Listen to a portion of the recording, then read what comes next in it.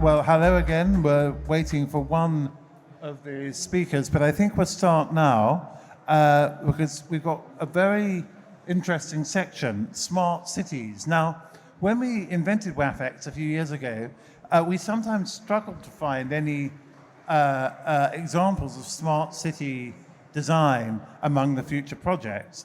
This year, we found a rich vein of design, urban design, which falls into smart cities, which obviously can be technologically enabled, but doesn't necessarily have to be technologically enabled. It has to be a smart way of thinking about a city or a piece of city, and I think that's what each of these projects do. And first up, we've got Ching Peng from Benoi on the Ungang Open Station. Hello everyone. My name is Pan Qing. I'm the director of Benoi and the chief architect of this project. We call Lingang TOD project. You can see the name, we call this Arrival. I assume most of us have watched the movie called Arrival maybe 10 years ago. I'm not sure which about is some alien spaceship is about landing on the mega cities in the world like Hong Kong, Tokyo, New York. But actually it's not literally landed on the city. It's floating above the city. Yeah, so it's kind of waiting for a kind of communication with human beings. And they are not attacking the earth, they are not attacking the city, the people. They just stay there, keep silent and waiting. So I think this kind of a moment inspired me a little bit when we received the brief for this project, because the Lingang area, maybe some people knows, it's a satellite city of Shanghai. It's about 80 kilometers away from Shanghai. It's a totally new city. The master plan did by GMP back in 2002. So after these 2 and 3 decades rapid development, it's about 20 or 30% of the area has been developed. So the next 1 and 2 decades, the key area will be the north part, which is the yellow part, and the east part. Especially the north part. The north part will connect to the Pudong International Airport directly, and also the east station, Shanghai East Station, which will be the biggest transportation hub in Shanghai in China. So the area is something like that. And so we really want to introduce a kind of alien feeling, alien character into this kind of boring, conservative, and very heroism master plan framework. So you can see the axis is really straight up to the north, which is a little bit, it's not very smart way to deal with the city from my view. So we think, okay, so if we have this kind of background, it's kind of boring and conservative background, so what kind of language we should use? So we are thinking about something different, which is a kind of organic shape. And also the local government really want to use this building to energize and to active the whole area, to introduce and bring more people come to the site, working here and visiting here and staying here. So the building more like a supply, not only just like some retail space supply, but also some public space supply. So this is more like a combination about different functions: office, hotel, F&B, entertainment, culture, retail, everything, into this big complex. The site is quite regular. It's a rectangular shape. It's very standard. But I think you consider the size of this is 370 meters times 270 meters. It's quite a big one, but it was divided by the metro line underneath. So you can see it's not a kind of, you can build a kind of one single shopping mall on the site, especially level 1 and level 2, because the metro line company, they're not allowed to do that. So you can connect these 2 sites by bridge connection on level 3 and level 4. So this is also our strategy. And the blue area is a tower location, which must planned by the planning bureau. And you can only do the tower here. So we're just trying to move the tower to the edge a little bit, give a wider visual corridor to the center, because we somehow we have to, emphasize access because this is a need from the Planning Bureau. And also you can see the north part, there's a twin tower over there, will be built, and it will be the landmark building in this area. So we are widening the visual corridor. When people standing on the access, they can see very clearly about the towers, landmark buildings. And also another thing is by widening this distance between the two towers, we can have a easier site to do the layout, our shopping street and the shopping mall. We study the shopping mall volume by doing 3 levels shopping layout, because the lower floor you have, the better rent you will get. So we start from 3 level, which is ideal, but just because the site coverage is so huge, so we have to reduce it. But another reason was the circulation is very long. It's about 800 meters. So by reducing that, we have a 600 meters, still very long, but it's manageable, and have this kind of volume. And also we can weave the whole lifted, elevated, like a corridor connections, which must planned by the Planning Bureau. We can weave our building into this kind of system. So by connecting the bridge and also link with the metro, link with the pedestrian, so which is like 3-dimensional connections to this building. Another thing I think for this project, I think it's quite worth to mention is maybe people a little bit boring, a little bit fed up with indoor shopping mall in China, because there's too many shopping malls have been built during the past 2 decades. And also every shopping mall looks similar. So especially after COVID, people really want to see some like greenery, fresh air and sunshine. So we combine, you can see the pink part is indoor mall. It's like a very big loop.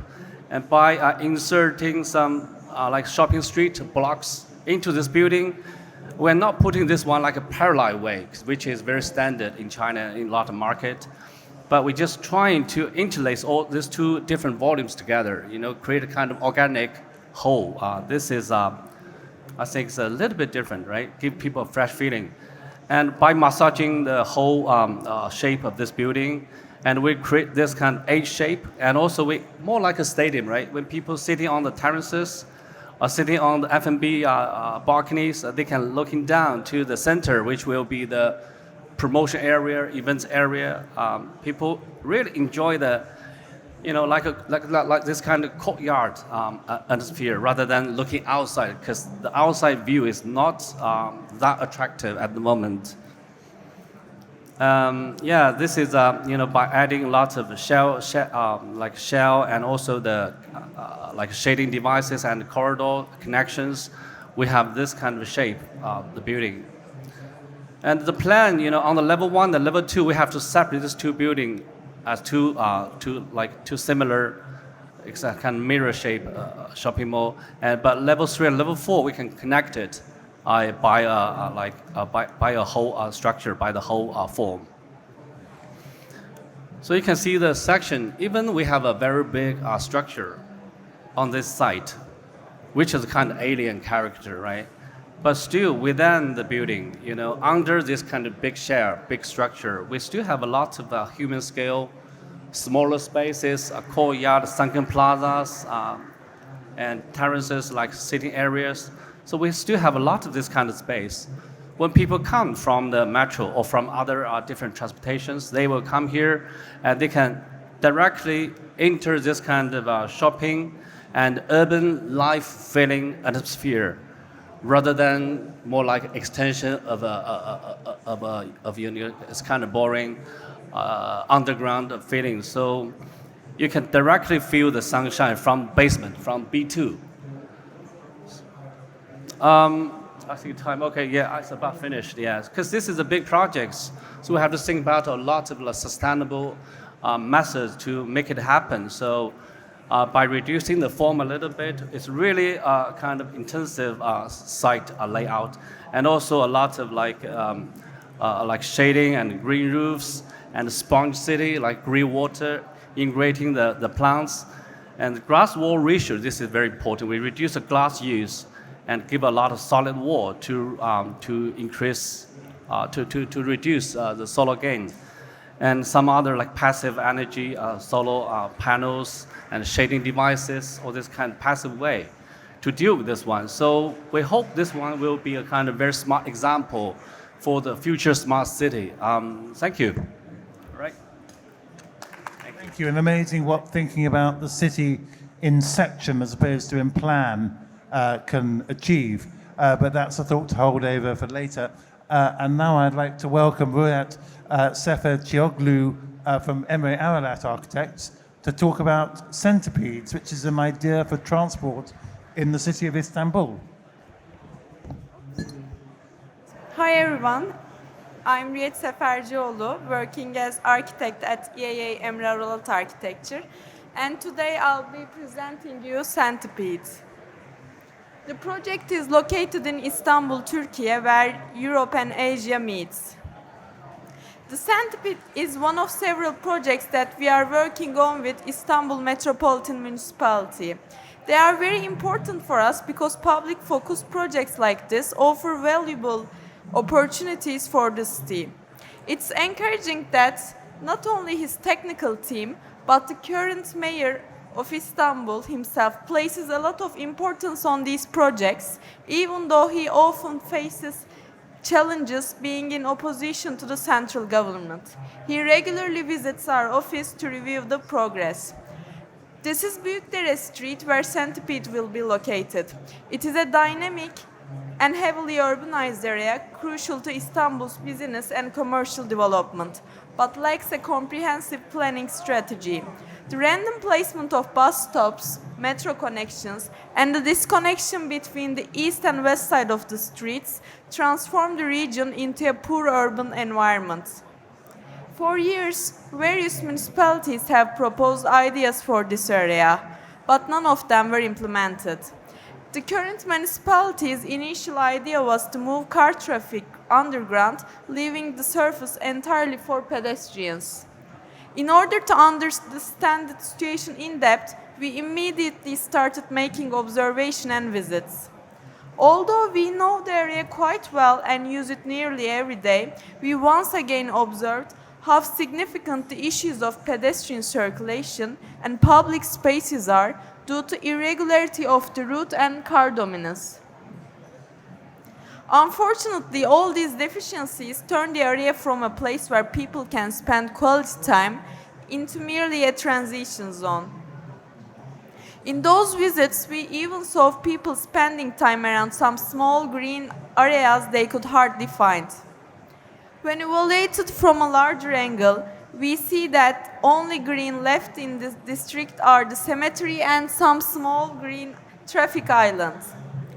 As a result of all these visual observations and after some detailed studies on the global example of underpasses, we became quite unsure about the accuracy or sustainability of the municipality's initial idea. One of these examples is the Taksim underpass and the square above. It was built by previous municipality using a lot of resources and ended up leaving a key part of the city unusable for years, and unfortunately it's a huge urban failure. It would be a big mistake to not take lesson from. Closing Büyükdere Street and make it unusable for a long time would create a disaster. Plus the future infrastructure issues are unknown. So a kind of a non-invasive approach seems to be the best solution for the situation in this very specific area. Instead of focusing the idea of building an underpass, we brought up the concept of urban dialectics to discuss various issues such as zoning, cross-programming, sustainability, permeability, fluidity, and pedestrianization with the municipal authorities. At the end, we were happy to be on the same page. Istanbul is settled on many hills. The ridge extending from downtown in south to commercial region in north forms Istanbul's Hattı Bala. It is a frame from Ottoman time, which means the line passing through the highest points of the hills, or we can call this a crest line. Actually, this 16 kilometers axis has an average inclination of no more than 3%. Despite this topographical advantage, walking along this axis today is almost impossible because of the dominance of car traffic and unplanned urban features. You see the dotted area here. This is where Centipede will be located. And this project can be the pilot project for this greater motive. The project array is approximately 600 meters. On the other hand, it is the highest point of the crest line. Within this chaotic climate I explained you earlier, we had two major miracles to hold on to. First one is the thin green strip with a set of existing plane trees. And the other one is the areas occupied by high-rises in an unplanned manner, despite being the municipal property. What was a bit surprising for us, the municipality wasn't totally aware of this cadastral fact. By replanning and using these zones positively, a huge potential has emerged. The idea was to extend the roads on both sides and remove the traffic light that causes congestion. Thus, a new, linear and uninterrupted pedestrian path with a width of 15 to 20 meters was produced between the roads. In this way, out of nowhere, we turned an unused space into a public area. Let's zoom in for a partial study. Here's the chaotic climate that I explained earlier, the existing situation. And after removing the lights, extending the road, the green path emerged in the middle together with the reworked traffic plan. Along with preserving existing trees and enhancing this landscape, 1.8 meter high green walls are added to block sound intrusion. Within this green corridor, we built a modular spine, and now we see a part in which an overpass is strategically placed to keep pedestrians crossing safe and efficient. The structure is to house enclosed, semi-enclosed, and open spaces for cultural functions and user needs. Here we see a section showing the system. The material selection for this structure was a key discussion after evaluating the cost-benefit, life cycle, earthquake, acoustic performance, fire resistance, and maintenance needs. We decided that off-site prefabricated timber structure would be best solution. This project essentially consists of two types of modules which allowed us to handle all necessary functions efficiently. The path includes created open-air performance areas, galleries, playgrounds, encouraging users to spend time rather than just passing through. Various commercial units in different sizes have been designed to serve users, including a bookstore, flower shop, cafes, and buffets. In these connections of the modules, we use simple, easy to implement, and durable details. A thoughtful blend of and sustainable materials are selected that align with the project's goals. The Centipede project aims to act as an important catalyst example for Istanbul. It connects and organizes different modes of transportation like pedestrian walkways, car traffic, buses, metro underpasses, and overpasses, ensuring everything flows smoothly and efficiently. Here we see an aerial view of the Centipede and another view from the street. The overpass regulates different modes of transportation as well. The green roof units create the fifth facade for the user in the high-rises. Okay, one of the city's most significant issues is the rapidly disappearing agricultural lands. With this project, we are not aiming to solve this issue, but we thought that this structure could create an opportunity to raise awareness among the public. Therefore, we designed a part of it, even if symbolically, with the vertical farming units. A closer look into the life inside. You see the dynamic visual relationship between different levels. The green walls on the left and right, creating a tranquil atmosphere inside. Art pieces by local artists will be displayed along this path, turning Centipede also a sculpture garden. In the nighttime, the structure will also act as a lantern. News like Centipede winning WAFX Award in the Smart Cities categories gives us hope for the future of the project. Thank you for listening. Thank you very much. Another interesting example of thinking about city in section. And now you're Sean. Excellent. We have Sean Myers from Deer Group to talk about the knowledge economic city in Dubai. Is that? Medina. Medina. Okay, sorry. Other side of the water. I apologize. Exactly. But in the Middle East. Anyway, please tell us about it. All right. Thank you, everybody. Hello. My name is Sean. I'm the Director of Master Planning at DLR Group. And we are a company of designers who feels very passionately about the power of design to affect positive change in our communities. And this project, Knowledge Economic City, was really thinking about how we need to think more holistically about large-scale development in the Middle East. So I'm going to outline this project, but also explain some ideas I think that can help us build better cities. But first, we have to agree what a successful master plan looks like. Dictionary.com thinks that it's a plan that balances and harmonizes all elements. I would argue that's too vague to be helpful. But if we ask the oracle of our time, ChatGPT, an answer that's strategically vague, which is to ensure sustainable, efficient, and cohesive development for social, economic, and environmental needs over time. So, as a designer, where do I place my value in that? I would like to put forward a new definition, a simpler one. Master planning is helping people to work together to achieve a shared vision. And by people, I mean competing interests, competing stakeholders with individual interests and often competing objectives. In our studio, we are interested in seeing our cities built and conceiving of innovative ways to align stakeholders to aid in their implementation. Because in the Middle East, we're often long on ambition, but short on implementation. And I realize I'm picking the low-hanging fruit with this example, but the argument still stands. It's not unoften we're tasked to reimagine projects from a former time that were unsuccessful in galvanizing stakeholders to action. Same story with our project. Over the last 15 years, there were multiple iterations. So you have to ask yourself, same objectives, talented teams, new morphologies. As a designer, would a better design have netted a more successful outcome? I would argue no. So our challenge is really about how do we design for implementation? And to do that, we need to widen our application of design thinking and develop new tools besides beautiful drawings to achieve that. But I do like a beautiful drawing. We call this a transit-oriented city based upon the traditional qualities of Medina. It's 700 hectares, so I can't go through all of it, but I'll talk about some key metrics. First, it's positioned itself to be the gateway to Medina.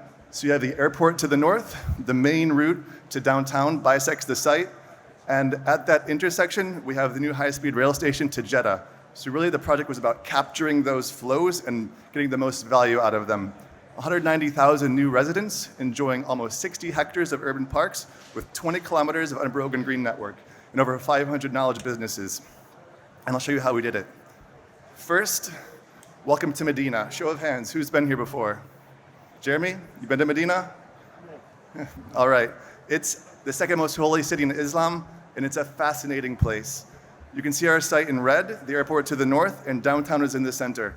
And like most cities, the economy drives the morphology. You can look at the center of that ring road network and understand that in the center is the highest concentration of density and activities. And you wouldn't be wrong. But there's a bit of a twist. The urban core is built around the Prophet's mosque. This is the final resting place of the Prophet Muhammad. And as such, the morphology is the direct result of almost unlimited economic demand in the form of religious tourism. It's a dense urban core of G+15, and the dominant land use is hospitality. But it's a beautiful place. The macro relationships will really take your breath away. The scale and symbolism of the mosque, the relationship to the mountains, the integration of the urban core in between. It can accommodate 1 million daily worshipers with expansion plans for 2 million. And this is the forecourt, designed to expand or contract as necessary. And the way the urban core supports those flows, I would argue, is both functional and beautiful. But this is a typical image of the downtown. It's functional, but I would argue that much has been lost in the pace to keep up with the demand for religious tourism. And I'm talking about more than aesthetics. In traditional Medina, there was a richness to the ground plane. You can see the mosque on the left here, but we had focal point, gateway, threshold relationships opening into a sequence of spaces that engendered a sense of enclosure. We had streets with arcades that increased the definition, but also the permeability of the blocks that provided shaded places for people to walk. So these became the spatial strategies to organize our morphology. And for the vision, I'm grateful to live in a region where there's a lot of vision. And our client's vision, KEC, was really positioning this project as the gateway to the future and as a smart city, but rethinking the idea of a smart city that places value on knowledge creation to drive urban form.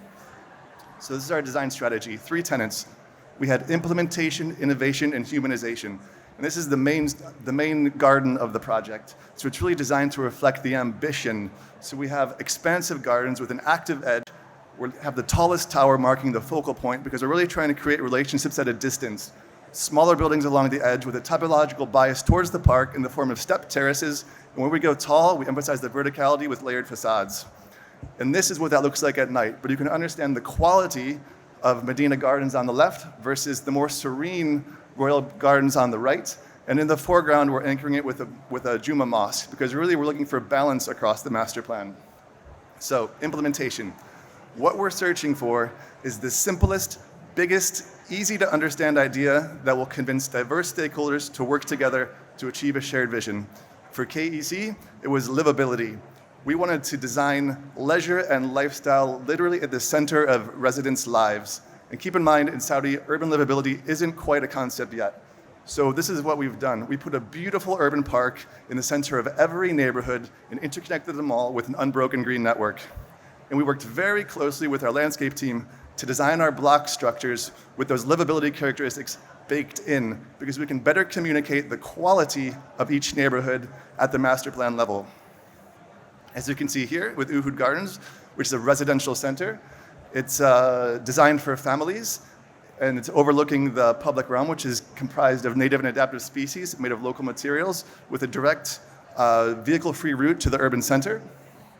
Or Islamic World District, which is our dense mixed-use urban or CBD that has a civic center at its core.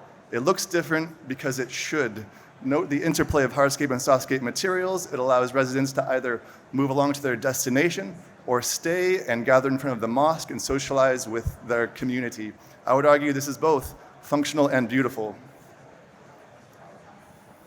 Innovation. Knowledge economic city is a form of productive urbanism, which means we've designed the morphology to stimulate higher and new levels of connectivity, collaboration, and innovation. So we have our first phase, or our existing institutions are in red, and then our first phase developments, our catalyst projects, are heavily comprised of knowledge industries that collectively grow into productive fabric. But I'm a designer. I don't understand the ideal form for a knowledge component in Medina. But there are people that do, and this is the very important part. Typically, the scope of management consultants or market analysts happens outside of the design process. They do their work and they pass it off. But we can engender so much more value for a project if we engage with these teams spatially. So that's what we've done. As KPMG was formulating the definition of a knowledge component, identifying the ideal sectors, industries, and stakeholders for our first phase tenants that we could then design for. If you go through a little bit more effort to understand who you're designing for, you can then design for the ideal conditions for success. And that's what we've did. So in Wellness Gardens, our primary stakeholders have all been contacted. We know what success and growth looks like for them, so we can almost design plug-and-play neighborhoods for our initial phases of development for large-scale projects. So this has all the components functionally you could need of a thriving medical wellness cluster. A research hospital, hospitality and residential components, a medical campus linked to a startup incubator, stakeholders all identified. But spatially is everything a knowledge worker could ask for. We have large flats overlooking a generous park, adjacent to their work or their children's school, above a high street that contains everyday amenities, or a short walk to the more active retail destinations. I'm going to skip this, I'm running out of time, but similar strategy for the dense transit-oriented neighborhood next to the train station, because I'll tell you how it works spatially. We're trying to capture those flows from the station into the arrival square, and then we set up a series of focal point, gateway, threshold relationships that guide that activity into the heart of the district. And then we use our parks to to interconnect the neighborhoods. And this is what it looks like at ground level. We're really motivated by the desire to create the most beautiful streets and spaces in the region that will challenge people to interact and gather. Lastly, humanization. It's important it's important that the urban environment reflects the values of the place. So our team went through a lot of effort to understand how we could modernize Hijazi architecture, which is the regional form there. So we were exploring principles of envelope and proportion, massing in stepped form, functional hierarchy on facade in the forms of order, rhythm, and aperture. We're designing to feel new yet familiar, exploring the courtyard formation and principles of hierarchy, transition, privacy, and enclosure. And this is what that looks like for Avenue Gardens, where we have another mixed-use residential cluster with stepped massing in the form of residential terraces overlooking a park, been designed to be sociable and sittable because we're really trying to design spaces that will bring families outside together. I'm going to skip through this because I've only got 10 minutes, but we've got a lot of mobility hubs. Mobility really drives livability. And lastly, because we won one of the winners of the WAFX Smart City Award, I want to use this opportunity to broaden the definition of a smart city beyond the application of technology. First, design for implementation. You want to find the simplest, most relatable idea you can to appeal to the most stakeholders to convince them to work together. For us, it was livability. Other parts of the world may have something more relatable, safety, for example. Also, go through the additional effort to understand who the first phase stakeholders are going to be and try to design for their needs. Second, design for the relationships that improve residents' lives. For us, it was the Unbroken Green Network. Third, maximize the value of infrastructure investment. If investment hasn't arrived, use your project to argue for it. And lastly, embrace integrated mobility systems. A city that's designed for people to walk, bike, and sit will inspire people to invest, innovate, and stay. And finally, the design of the urban morphology ultimately decides how smart a city can be. And this is what success looks like to our team. Stakeholders aligned, catalyst clusters underway. Thank you very much. Thank you, Sean.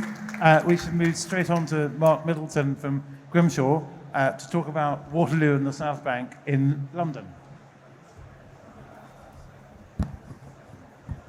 Hello. My name is Mark Middleton. I'm the Group Managing Partner for Grimshaw globally, and I'm here to talk about the Waterloo Station Master Plan. Just to give this some citywide context, London for the last 60 years has been redeveloping all of its termini from in the 80s, Charing Cross and Victoria through to Euston, which is being talked about now, but also Waterloo is kind of the last one. A lot of these have been transport inspired, some of them have been development inspired. Waterloo's slightly different because this is a socially driven master plan which is enabled by the fact that there's a transport interchange there. Our work is we're working for a dual client, which is Network Rail and Lambeth, which is quite interesting in that we can then look beyond the red line. But really, what our deliverable is to do a supplementary development document. So if those of you who find policy sexy, then this is a really sexy presentation for you. And those who don't, this may not be. But what our job to do is really to talk about Waterloo. So Waterloo, there is much to be celebrated. As you saw from earlier talks, there's the National Theatre, there's the old Vic, there's the South Bank itself, there's the Cut. There's lots of great things, lots of jobs, lots of businesses in this area. And it's sitting at the heart of the city, really close to the Houses of Parliament. But there are physical constraints. Most stations have got this kind of citadel typology. They're almost like castles that sits within cities. They've got very impermeable edges, not activated frontages. They are quite difficult to get into. Their entrances are difficult, and in this particular case, it's actually raised above the ground level. So it really is a physical barrier with poor connectivity between all of the neighbourhoods. So, as I said, with the client, the advantage of this, when you compare this to other railway master plans, is that you can look beyond the red line. So usually you've got the red line, which is just where the station is, the station functions, but this is about connecting the neighbourhoods which sit around it. What we've got is, this shows its location. You've got all of the cultural things on the South Bank. You've then got the pedestrian walkway along the river. You've got connections into central London, into Covent Garden, into Theatreland. So it's a really well-connected place. What we want to try and do is embrace some of all of the things that make Waterloo unique. So there's a lot of action and history here.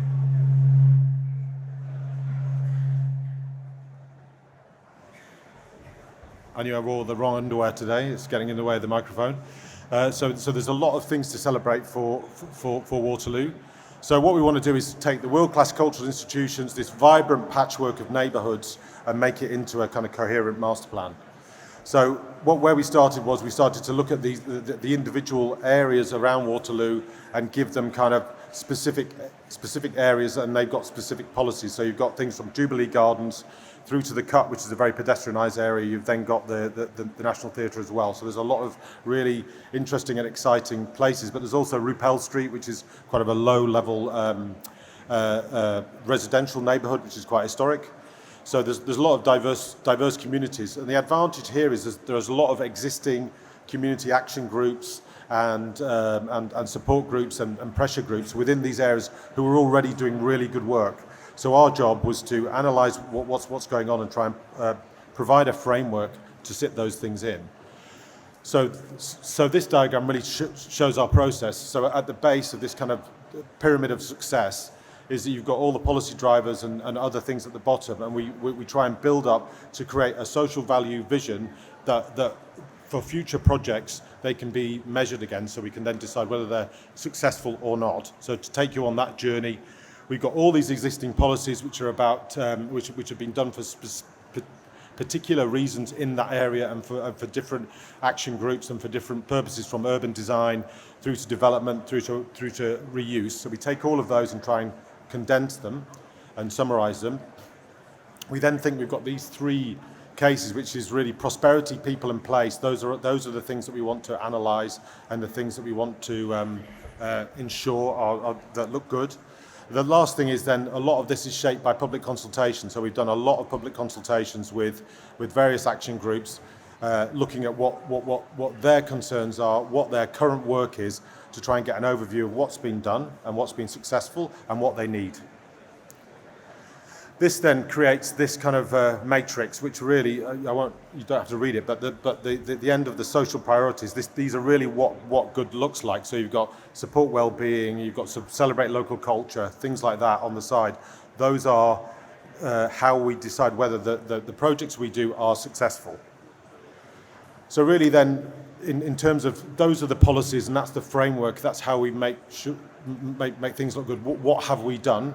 So what you see, the diagram on the left here shows the station itself, which is raised on a plinth, was built around 1920 or rebuilt between sort of the turn of the 20th century to 1922.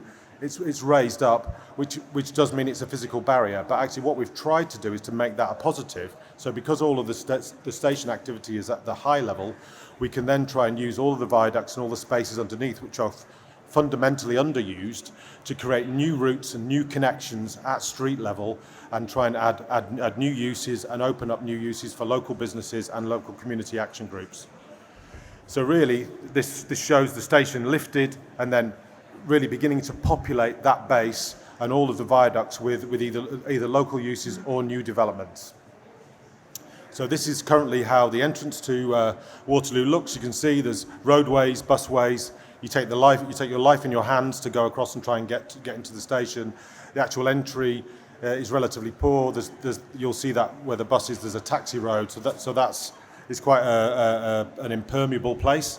And what we're going to do is make it people first, active transport, make access easier, and create a new extension to the concourse on the existing taxi road, which you can kind of see in the middle distance.